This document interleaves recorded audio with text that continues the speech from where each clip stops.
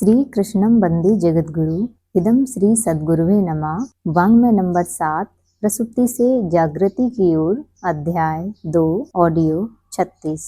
इसके पहले हमने पढ़ा कि वानप्रस्थ परंपरा को पुनः जीवित करने के लिए हमें प्रचंड आंदोलन चलाने चाहिए और उनसे आत्म कल्याण और लोक मंगल की दिशा में साहसिक कदम बढ़ाने का आग्रह करना चाहिए, और जो हमारे अंदर चल रही महाभारत में देवत्व को जिताने और असुरत्व को हटाने में अर्जुन की भूमिका निभाई जाए, ऐसा प्रयास वानप्रस्थ परंपरा में करना चाहिए। आइए अब इसके आगे पढ़ते हैं। आज का हेडिंग है प्रत्यावर्तन की पात्रता विकसित की जाए। प्रगति का मूल है पात्रता। मात्र दूसरों के अनुदान पर कभी कोई बड़ा प्रयोजन पूरा नहीं होता। वह कथा प्रख्यात है जिसमें किसी सिद्ध पुरुष की कुटी में रहने वाले चूहे को शत्रु के डर से बचाने के लिए उन्होंने क्रमशः उसे चूहे से बिल्ली, बिल्ली से कुत्ता, कुत्ते से शेर बनाया था।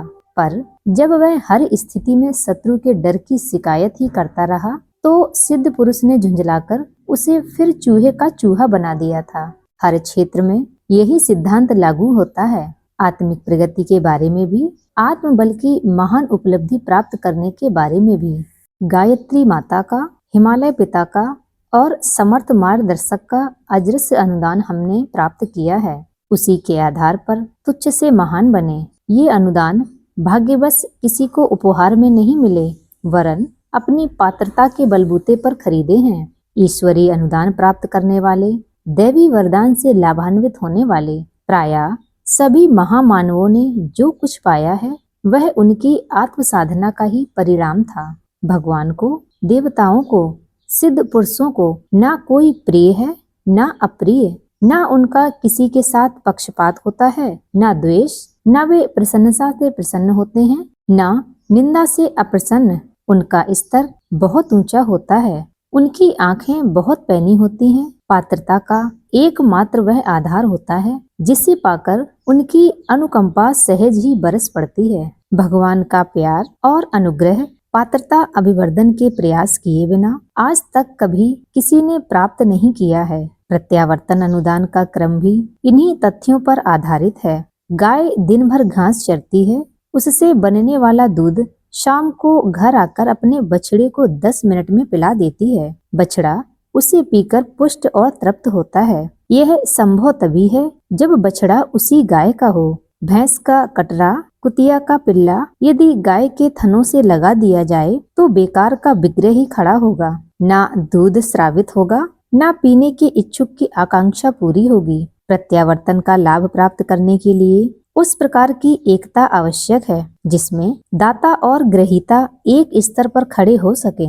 यदि असाधारण भिन्नता रही तो फिर कुछ प्रयोजन सिद्ध न होगा। अब सारा जोर इसी तथ्य पर दिया गया है। हम अब इस स्थिति में हैं कि अपने तप की एक प्रखर चिंगारी देकर अधिकारी आत्माओं को ज्योतिर्मय बना सकें। इस प्रकार का अनुदान दोनों पक्षों के लिए अति आनंद का कारण बनता है। दाता ग्रहीता के और ग्रहीता दाता के प्रति उपकृत्य होता है। बछड़ा अनुग्रहित होता है कि उसे माता का स्नेह और दूध अनायास ही मिला। गाय प्रसन्न होती है कि उसके थनों का तनाव दूर हुआ। प्रेम पात्र के आधार पर अपना आंतरिक उल्लास विकसित कर लेता है। पुत्र को पिता से लाभ है और पिता की तृप्ति पुत्र से होती है। पत्नी को पति चाहिए और पति के बिना पत्नी अधूरी रहती है। इस पारस्परिक प्रत्यावर्तन में एक ही प्रधान अवरोध है, सजातीयता का अभाव। विजातीय पदार्थ एक दूसरे में मिलते नहीं। रक्तदान भी तभी सफल होता है जब ग्रहीता और दान का रक्त एक ही वर्ग का हो। भिन्न वर्ग के रक्त का प्रत्यावर्तन तो उल्टी प्रतिक्रिया उत्पन्न कर सकता है। रामकृष्ण परमहंस के अनेक शिष्य थे। अपने को अनुयायी, सेवक, भक्त, शिष्य कहने वाले की संख्या हजारों तक पहुंच गई थी, पर कहने भर से कुछ काम न चला। परमहंस निरंतर व्याकुल रहे कि कम से कम एक व्यक्ति तो ऐसा मिल जाए जिसे अपनी कमाई हस्तांतरित करके जी में संतोष किया जा सके। बड़ी कठिनाई से वे एक विवेकानंद ढूंढ सकने में सफल हुए। जब सत्पात्र मिल गया तो उनकी खुशी का ठिकाना न रहा। शिष्य को कुछ कहने मांगने की आवश्यकता न पड़ी।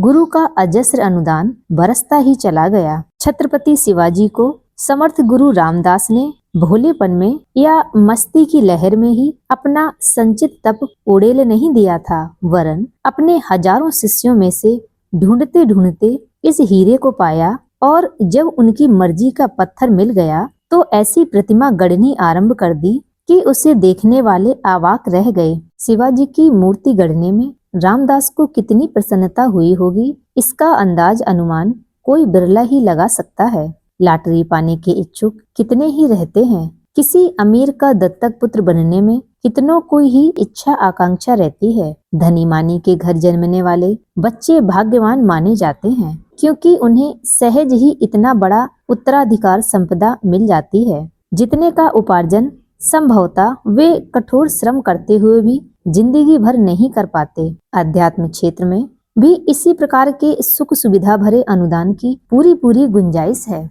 ये उपलब्धियां अनायास ही नहीं मिल जाती, इनके लिए तप करना पड़ता है। अन्न से कोठे भर लेने में सफलता प्राप्त करने वाले किसान को 1 वर्ष तक सर्दी गर्मी वर्षा का प्रहार प्रकोप सहते रहने की, रात और दिन में अंतर न करने की, कठोर श्रम से स्वेद बिंदु बहाने की साधना करनी पड़ती है। इस तप साधना के वरदान स्वरूप ही उसे अन्न धन से सुसंपन्न बनने का अवसर मिलता है। विद्यार्थी सारा मनोयोग समेटकर पाठ्य पुस्तकों में तन्मय हो जाता है। 10 वर्ष तक उसी लक्ष्य भेद में एकाग्र रहता है, तब कहीं स्नातक बनने का सम्मान और उस आधार पर उच्च पद प्राप्त करता है। फल और फूलों से लदा बगीचा देखने के लिए माली लंबी अवधि तक अपने प्रयास में जुटा रहता है। वरदान प्राप्त करने वाले सौभाग्यशाली लंबी अवधि तक तप करते हैं। इस सनातन प्रक्रिया का और कोई विकल्प नहीं। पात्रता की परीक्षा दिए बिना विभूतियों का वरदान प्राप्त कर सका हो, ऐसा व्यक्ति कहीं भी कोई भी कभी भी नहीं हुआ। जिस प्रत्यावर्तन अनुदान की चर्चा पिछले पृष्ठों में हुई है, वह साधारण नहीं असाधारण है। इसे महाकाल की आकांक्षा अभिलाषाओं का सार तत्व कहना चाहिए, जो हमें वर्तमान कार्यक्षेत्र से ऊंचे उठकर अधिक व्यापक, अधिक महत्वपूर्ण स्तर के उत्तरदायित्व वहन करने के लिए अन्यत्र घसीट लिए जा रहे हैं। जो कार्य अब तक स्वयं किया जाता रहा है, उसकी जिम्मेदारियां दूसरों के कंधों पर डालना आवश्यक हो गया है। यह तभी संभव हो सकता है जब उसी स्तर के दूसरे व्यक्ति सामने आए जिसके वे पात्र हैं। हाथी का हौदा हाथी ही उठा सकता है। व्यक्तित्व की उच्च स्तरीय गरिमा के कारण ही इतने बड़े कार्य संभव हो सके हैं। हल्के स्तर के लोग इतने बोझ से चरमरा जाते हैं। आगे जो उतना बोझ उठा सके, उसका स्तर भी तद अनुरूप ही होना चाहिए। यह कैसे संभव हो ताकि वह प्रवाह और भी अधिक तीव्र गति से बह चले, जिसे भागीरथ जैसे तप करके गहवर से छोटे रूप में बहाकर यहाँ तक लाया गया है। इस आकांक्षा की पूर्ति के लिए 2 आधार हैं, एक दाता की क्षमता, दूसरा ग्रहीता की पात्रता। बिजली के 2 तार मिलने से ही शक्ति उत्पन्न होती है। एक पक्ष अधूरा है। नर नारी के युग्म से ही दाम्पत्य जीवन का उल्लास विकसित होता है। गाड़ी के 2 पहिए ही गति उत्पन्न करते हैं। एक पंख वाला पक्षी आकाश में नहीं उड़ सकता। प्रत्यावर्तन के लिए भी दोनों पक्षों की उपयोगिता समान रूप से है। इससे पूर्व कभी इस अनुदान पर जोर नहीं दिया गया, कारण कि सूत्र संचालक सत्ता स्वयं प्रेरित प्रयोजनों में संलग्न थी। युग निर्माण, परिवार का संगठन और जनसाधारण की बहुमुखी गतिविधियों का संचालन, यही तो सौंपा गया प्रधान कार्य था। उसके भेद उपभेद क्रियाकलाप अनेक थे। उन्हीं को पूरा करते हुए बहुमुखी कार्यक्रमों में व्यस्त रहना पड़ा। साथियों को खड़े पांव रखने के लिए भौतिक सहायता भी आवश्यक होती थी। उन दिनों उसी में समूची साधना उपासना का उपार्जित पुण्यफल खर्च हो जाता था। प्रत्यावर्तन के लिए जिस उच्च कोटि की शक्ति की आवश्यकता पड़ती है, उसे प्राप्त करने में उग्र तपश्चर्या करनी पड़ती है। वह उन दिनों संभव नहीं थी। फिर दाता और गृहीता का अंतरंग मर्मस्थल जिस प्रकार एकाग्र होना चाहिए, वह उन दिनों न दाता के लिए संभव था, न दूसरे साधकों के लिए। स्थान की अनुपयुक्तता जैसे कितने ही अभाव ऐसे थे जिनसे वे प्रयोजन उन दिनों पूरे नहीं हो सकते थे। अस्तु कभी उस तरह का प्रयास भी नहीं किया गया। यद्यपि समर्थ उत्तराधिकारियों की आवश्यकता तलाश उन दिनों भी इतनी ही तत्परता पूर्वक की जाती रही, पर सुयोग बन ही नहीं सका। अब यह अवसर आया है जब सारी तैयारी पूरी कर ली गई है। स्थान और वातावरण की जो उपयुक्तता आवश्यक थी वह भी बन गई। 7 ऋषियों की वह तपस्थली जिसकी अक्षुण्णता बनाए रखने के लिए भगवती भागीरथी को 7 धाराओं में विभक्त होना पड़ा। अपनी महिमा और महत्ता अभी भी अक्षुण्ण बनाए हुए है। ऐसे स्थान पर बना हुआ शांति कुंज अभीष्ट प्रयोजन की पूर्ति में सर्वथा समर्थ है। आवश्यकता, उपयुक्तता, समर्थता के 3 पक्ष अपने प्रखर रूप में विद्यमान हैं। कमी केवल एक ही रह गई है, वह है गृहीता की पात्रता। यदि वह पक्ष पूरा हो जाए तो समझना चाहिए कि जो भी कमी थी वह पूरी हो गई और सभी के लिए आनंद भर देने वाली परिस्थितियां बन गईं। प्रत्यावर्तन अनुदान के लिए जिन लोगों को आना हो उनके लिए हरिद्वार यात्रा भर करने की तैयारी पर्याप्त नहीं मानी जाएगी। उन्हें अपनी मनोभूमि का ऐसा परिष्कार करना पड़ेगा जिसमें बोए हुए बीज ठीक तरह अंकुरित हो सकें। यह एक तथ्य है कि जिसकी जितनी भौतिक महत्वाकांक्षाएं होंगी वह उतना ही आत्मिक प्रगति से वंचित रहेगा। लोभ मोह के आकर्षण इतने जटिल होते हैं कि उनके बंधन सारी मानसिक और भावनात्मक क्षमताएं अपने इर्द गिर्द समेटे रहते हैं। इस स्थिति में आत्मिक क्रियाकलाप मात्र लकीर पीटने की चिन्ह पूजा बनकर रह जाते हैं। जब तक व्यक्ति इस आस्था की हट ना करे कि शरीर और मन उसके वाहन उपकरण मात्र हैं और उन्हें उतनी ही खुराक दी जानी चाहिए जितनी उन्हें सक्रिय सक्षम बनाए रखने के लिए नितांत आवश्यक है। यह आस्था जब गहरी हो जाती है तब यह आकांक्षा उदय होती है कि आत्म कल्याण के लिए कुछ कारगर प्रयत्न किया जाए। स्पष्ट है कि शरीर के भरण पोषण के लिए जितना श्रम, मनोयोग और साधन जुटाया जाता है उससे कम नहीं वरन अधिक ही आत्मिक प्रगति के लिए अभीष्ट होता है। 10-5 मिनट की पूजा पत्री उस महान प्रयोजन के लिए ऊंट की दाढ़ में जीरा जितनी स्वल्प होती है। यदि कोई यह सोचता है कि जप, ध्यान, प्राणायाम जैसे क्रियाकलाप किसी का आत्मबल बढ़ा सकने के लिए, आत्मिक तथ्य प्राप्त कर सकने के लिए पर्याप्त है तो यह उसकी भारी भूल है। चम्मच तस्तरी जुटा लेना पेट भरने के लिए पर्याप्त नहीं। ये उपकरण भोजन करने में सहायक तो हैं पर पेट नहीं भर सकते। पेट भरने के लिए तो रोटी साग चाहिए।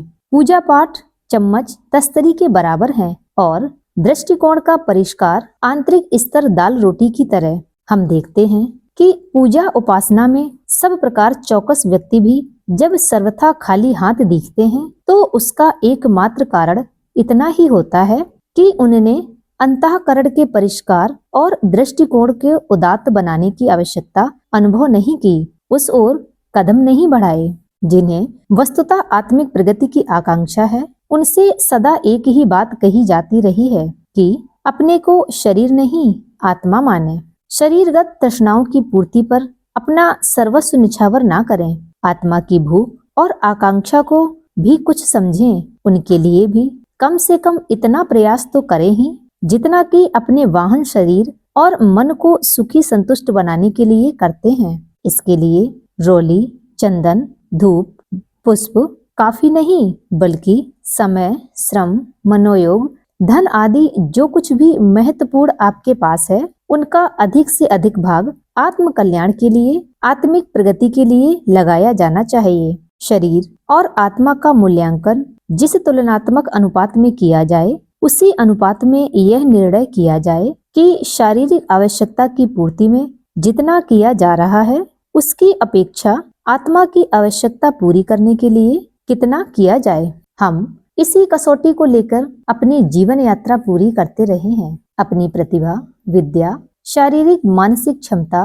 संपदा, आकांक्षा का जितना भाग शरीर परिवार के लिए खर्च हुआ उसकी तुलना में आत्मा की भूख बुझाने के लिए 1000 गुना अनुदान अर्पित किया है। यही है असली जीवन साधना जिसकी पृष्ठभूमि पर गायत्री महापुरुषचरों का बीजारोपण कल्प वृक्ष की तरह उगा और फला फूला।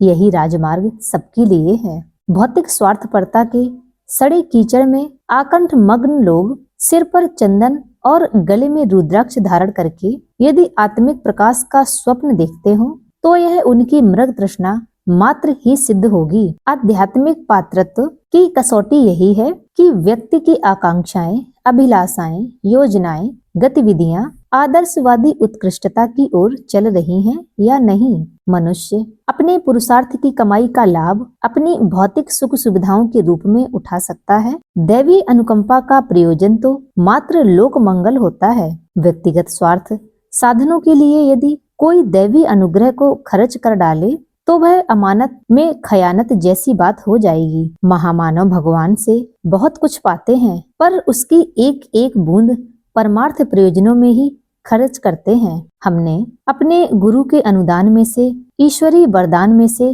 कभी एक कण भी अपने या अपने परिवार के लिए खर्च नहीं किया। यदि उन उपलब्धियों को अपने स्वार्थ साधनों में खर्च करते रहे तो स्पष्ट है कि दूसरों की तरह हमें भी खाली हाथ ही रहना पड़ता। पात्रता की परिभाषा में इतना कुछ कहा गया है कि ध्यान पूर्वक पढ़ा, समझा और मनन किया जाना चाहिए, उस पर ध्यान दिया जाना चाहिए और अपनाया जाना चाहिए। शब्दाडंबर के रूप में नहीं, सच्चाई के साथ गहरी आस्था के रूप में। ऐसा आसानी से किया जा सकता है। इसमें ना तो कोई कठिनाई है ना अड़चन। यह आकांक्षा भी व्यर्थ है कि आदर्शवादी जीवन कठिनाइयों से भरा होता है। सादगी को अपनाने भर से काम सहज ही चल जाता है। दृष्टिकोण के अंतर आते ही सामान्य भौतिक गतिविधियां सरलता पूर्वक चलते हुए आत्मिक प्रगति का क्रम भली प्रकार चलता रह सकता है। मिशन के सूत्र संचालक इसके प्रत्यक्ष प्रमाण हैं,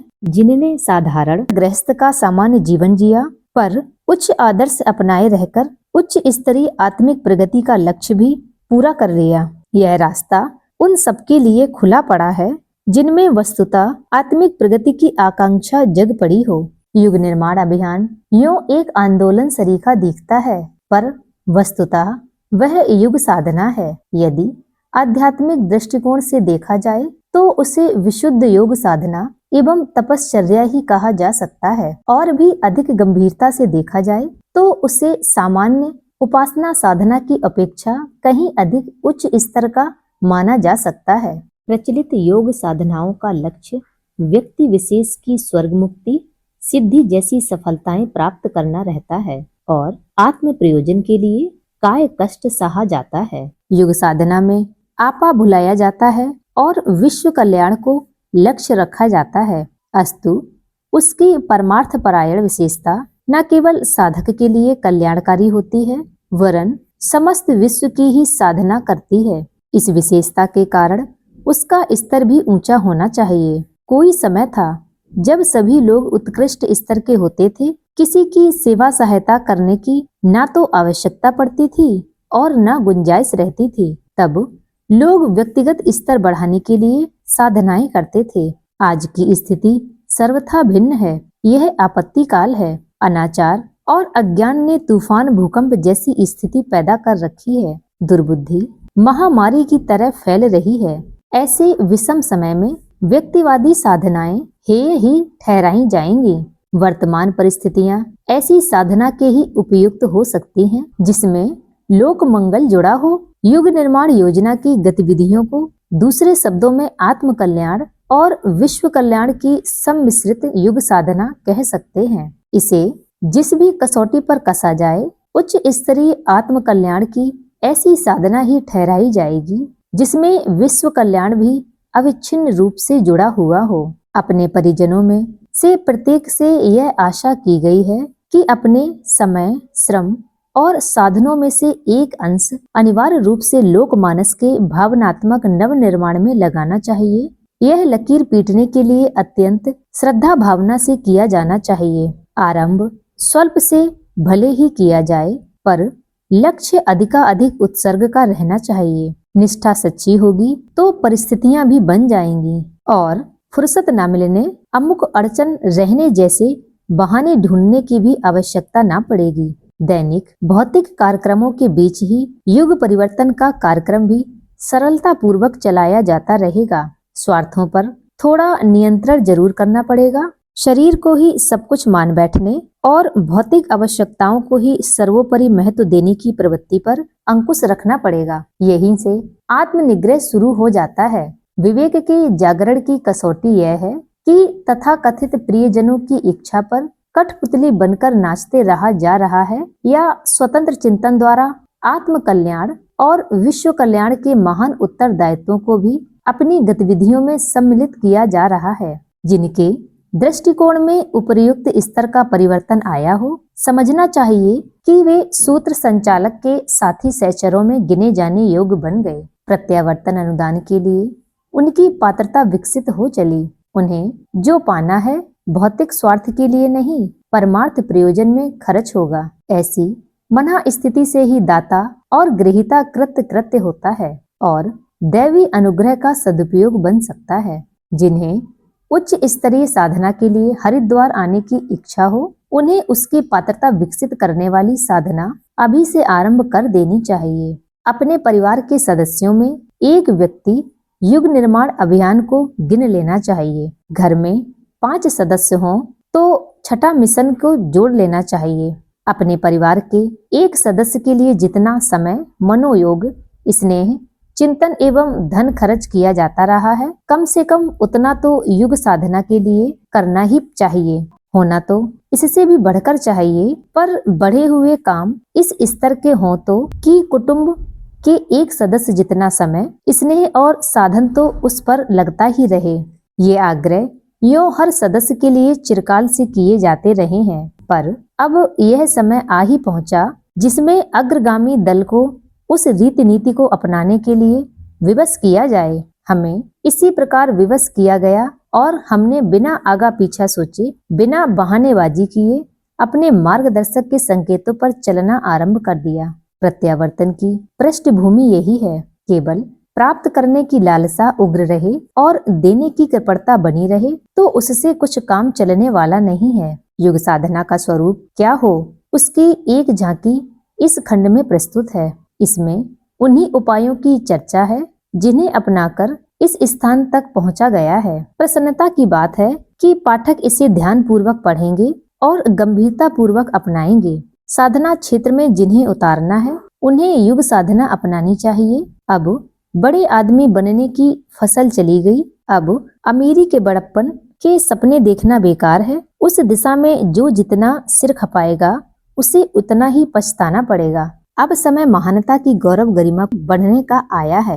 विचारशील लोगों के कदम उसी दिशा में बढ़ने चाहिए। इसे कार्य रूप में परिणित कैसे किया जाए, इसी का मार्गदर्शन युग साधना करती है। प्रत्यावर्तन की पात्रता और पृष्ठभूमि यही है। चिंतन और जीवन क्रम का स्वरूप जिस आधार पर बदला जा सके वही युग साधना हो सकती है। जिस कर्मकांड में पूजा पत्री का तो लंबा चौड़ा समावेश हो पर आंतरिक स्तर तनिक भी ऊंचा ना उठे, आत्म परिष्कार और लोक कल्याण के लिए उमंग ना उठे, उसे विडंबना मात्र ही कहना चाहिए। ऐसे जाल जंजाल में ईश्वर को फंसाकर उसे पकड़ सकना किसी के लिए भी संभव ना हो सकेगा। प्रत्यावर्तन और कुछ नहीं, श्रेष्ठ मार्ग पर दूसरों को चलाने की पुनरावृत्ति है जिस पर हम स्वयं चले हैं। जो इस दिशा में चलने का जितना साहस कर सके उन्हें उतनी ही प्रगति एवं उपलब्धि की आशा करनी चाहिए। प्रत्यावर्तन आयोजन के लिए जिनकी आकांक्षा हो उन्हें युग साधना में अपनी तत्परता बढ़ा देनी चाहिए ताकि समय पर वे अपनी बढ़ी हुई पात्रता के आधार पर अधिक महत्वपूर्ण अनुदान प्राप्त कर सके। जिन्होंने इस दिशा में नहीं सोचा है उन्हें भी मानव जीवन की सार्थकता जैसा कुछ लाभ प्राप्त करने के लिए इसी दिशा में अपने कदम बढ़ाने चाहिए। समझ में भले ही ना आए पर यह अनुपम और अभूतपूर्व अवसर है। जो यह समय ऐसे ही आलस्य उपेक्षा में निकाल देंगे तो पीछे पश्चाताप करते रहने के अतिरिक्त उनके हाथ और कुछ ना लगेगा। आज के लिए इतना ही। इसके आगे का अगले ऑडियो में सभी को प्रणाम। 21वीं सदी उज्जवल भविष्य। भारत माता की जय। वंदे मातरम। सभी को प्रणाम। वांग्मय अर्थात साहित्य, शब्द, विचार और भावना का दिव्य संग्रह युग ऋषि गुरुदेव श्री राम शर्मा आचार्य की इस धरोहर को ऑडियो के रूप में सुनने के लिए चैनल को लाइक करें, सब्सक्राइब करें, गुरुवाणी को जन जन तक पहुँचाएं। हृदय से धन्यवाद।